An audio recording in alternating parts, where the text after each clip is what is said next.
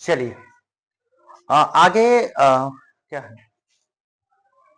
उम, हम लोग ना कल कुछ वीडियो बताए थे किसके बारे में, जाति धर्म और लैंगिक मसले के बारे में एक वीडियो कल बनाया था और बोला था कि कल जो बाकी बचा हुआ कल परसों 2 दिन में खत्म हम कर देंगे। ठीक है, तो अब आगे हम चलते हैं, आगे इसके बारे में जानते हैं। ठीक है, एक है पारिवारिक कानून। देखो भाई, पारिवारिक कानून होता क्या है।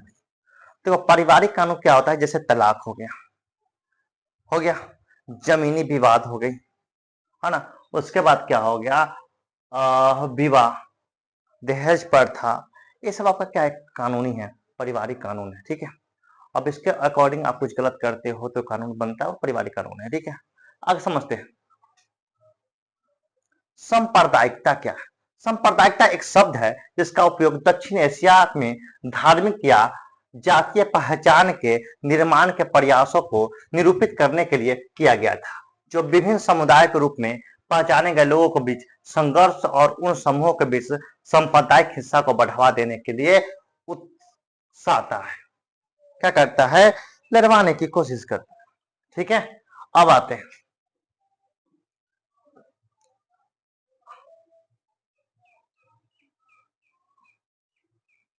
सांप्रदायिकता। राजनीतिक में विभिन्न रूप कैसे है। कट्टरपंथी विचारधारा वाले लोग क्या करता है, लड़ाई करवाता है। गांव घर में देखते हो जाति को लेकर भेदभाव करवाना, लड़ाई झगड़ा करना, तो ये सब सांप्रदायिकता के डराता है। अगर सांप्रदायिकता को दूर करने की विधियां, देखो बेटा क्या करना है, शिक्षा द्वारा, शिक्षा के पाठ्यक्रम से सभी धर्मों को अच्छा है बताया जाए और किसी भी धर्म और जाति को लेकर लड़ाई झगड़े ना किया जाए, तो एक सबसे अच्छा पहचान हो सकता है किसका, सांप्रदायिकता का। प्रचार द्वारा समाचार पत्र, रेडियो, टेलीविजन आदि के जनता को धार्मिक सहिष्णुता की शिक्षा दी जाए कि आप मिलजुल कर रहें, किसी भी प्रकार का कोई लड़ाई झगड़ा ना करे, फिर आप बेटर कर पाएंगे। ठीक है, यही आपका सांप्रदायिकता है। एक्चुअली क्या लाइट का प्रॉब्लम कर रहा है, देखते हैं फिर आपको देखते हैं। चलिए देखते हैं आगे। धर्मनिरपेक्ष। अब भाई धर्मनिरपेक्ष के बारे में जानते हैं। एक ऐसा देश जहां पर किसी भी जाति और धर्म को लेकर कोई भेदभाव न हो, सभी जाति धर्म के लोग एक साथ मिलजुल कर रह सके, धर्मनिरपेक्ष कहलाता है। ठीक है, कहता है ऐसी व्यवस्था जिसमें राज्य का अपना कोई धर्म नहीं होता, सभी धर्मों को एक समान महत्व दिया जाता है तथा नागरिकों को किसी भी धर्म को अपनाने की आजादी होती है, धर्मनिरपेक्ष है। आप रहिए, किसी भी जाति का प्रचार कीजिए, किसी भी जाति के बारे में चर्चा कीजिए, आप आजाद है, यही है धर्मनिरपेक्ष। ठीक है, आप कहता है कि धर्मनिरपेक्ष शासन, तो कहता है कि भारत का संविधान है जो ना किसी भी धर्म को विशेष स्थान नहीं देती है। वो नहीं कहती है कि आपका धर्म ऊंचा है, आपका धर्म नीचा है।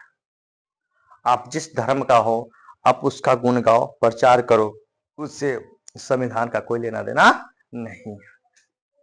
किसी भी धर्म का पालन करने और प्रचार करने की आजादी आपको दी जाती है। आप किसी भी धर्म को अपना सकते हैं, हिंदू से मुस्लिम हो जाइए, मुस्लिम से हिंदू हो जाइए, आपको कोई रोकने वाला नहीं है। ठीक है, अब कहता है धर्म के आधार पर किए जाने वाले किसी तरह के भेदभाव को अवैधानिक घोषित करना, ऐसा भी नहीं है। शासक को धार्मिक मामलों में दखल देने का अधिकार भी नहीं है। संविधान में किसी भी तरह के जातिगत भेदभाव का निषेध करना किया गया है, ऐसा कुछ नहीं है। आप सीधा कह सकते हैं कि आप किसी भी जाति का हो, धर्म का हो, आप मिलजुल कर रहिए, आपको जो करना है सो करिए, आपको ना कोई रोकने वाला मिलेगा ना टोकने मिलेगा, आपके लिए सब एक समान है। ठीक है, बड़ा प्रॉब्लम कर रहा है लाइट, एक मिनट रुक जाना, देखते हैं ये प्रॉब्लम क्यों हो रहा है।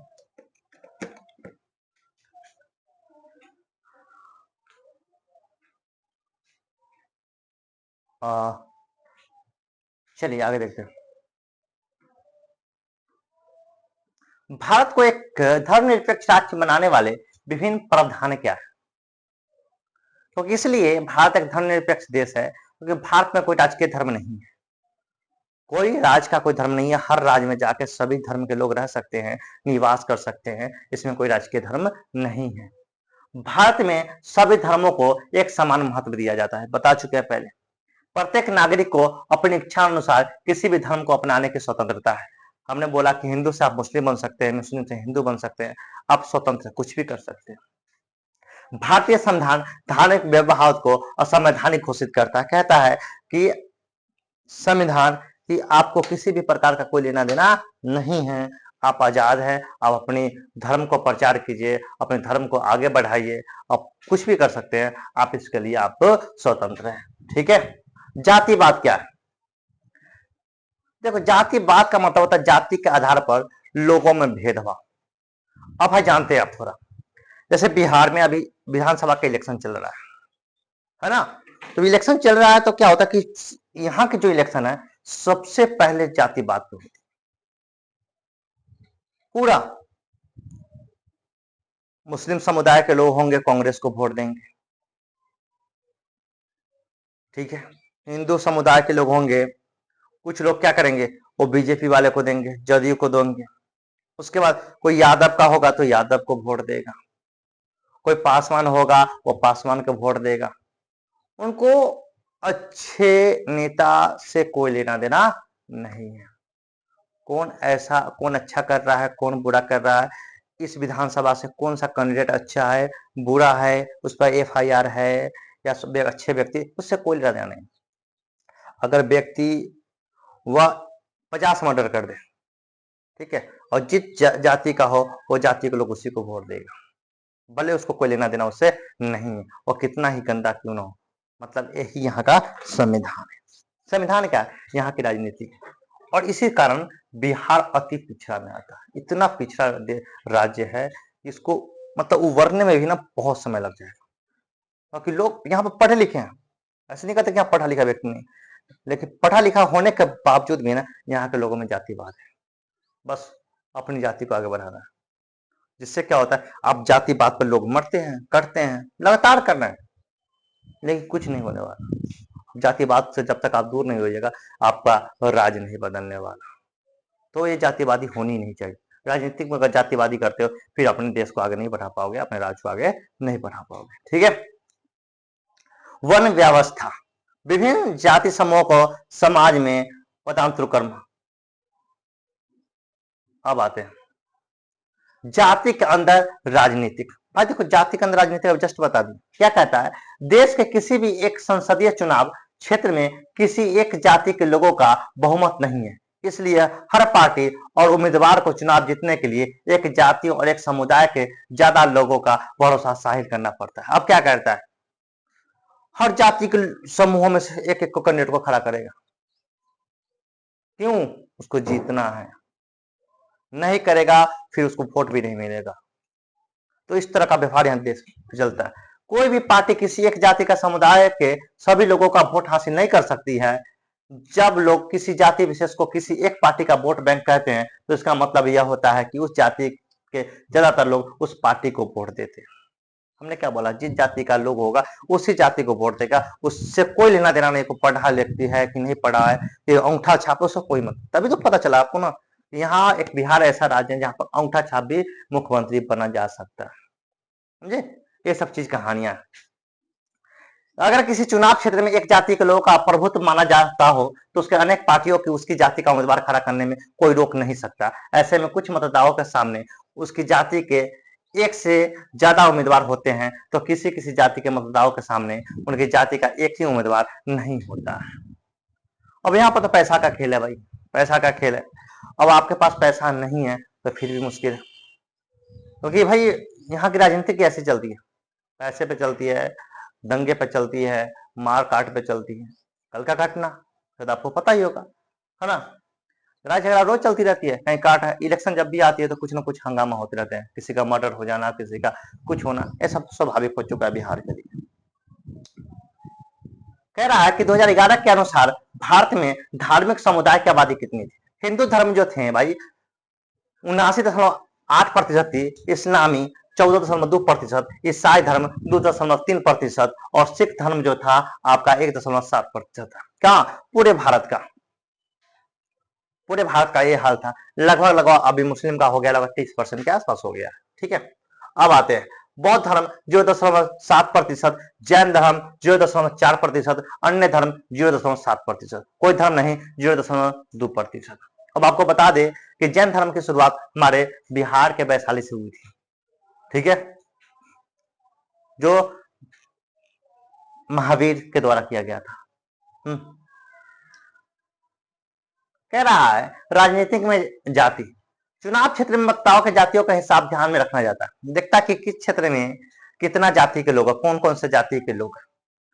अगर यहाँ पे पंडित अगर ज्यादा हो तो सोचेगा कि पंडित के लोगों को वोट सीट दे, अगर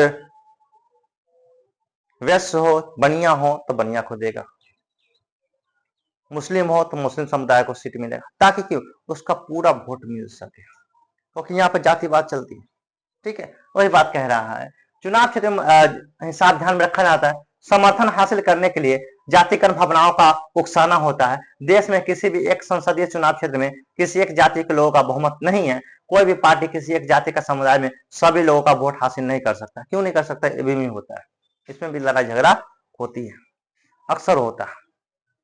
उसके लिए भी क्या करता है, कैंडिडेट खड़ा कर देता है, दूसरा कैंडिडेट को खड़ा कर दिया कि भाई वहां से वोट नहीं मिलेगा तो उसका वोट भी बिगाड़ दो तुम, ये भी देखने को मिलता है। हाँ, जीतने के लिए इंसान कुछ भी कर सकता है, सत्ता में अपनी भागीदारी रखने के लिए इंसान यहाँ तक गिर सकता है, ये सब करता है। राजनीतिक में जाति, अनुसूचित जाति 16.6%, अनुसूचित जनजाति 8.6%, अन्य पिछड़ा वर्ग 41%, भारतीय मुसलमान 14.2% होता है, ईसाई 2.3% अक्सर जातियों के रूप में कार्य करते हैं। और इसी कहाँ गया भाई, एक मिनट में बताते हैं।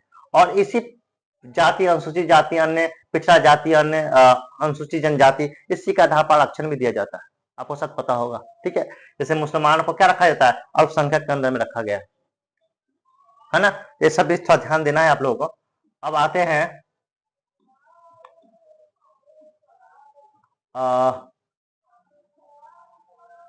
जातिगत असमानता, ये सब चीजें हैं जो इसमें से कुछ पूछेगा नहीं आपको, ठीक है। और फिर आगे देखेंगे वीडियो में, जो कुछ होगा बचा होगा वो आपको हम वीडियो डाल देंगे और आगे देखते हैं, ठीक है।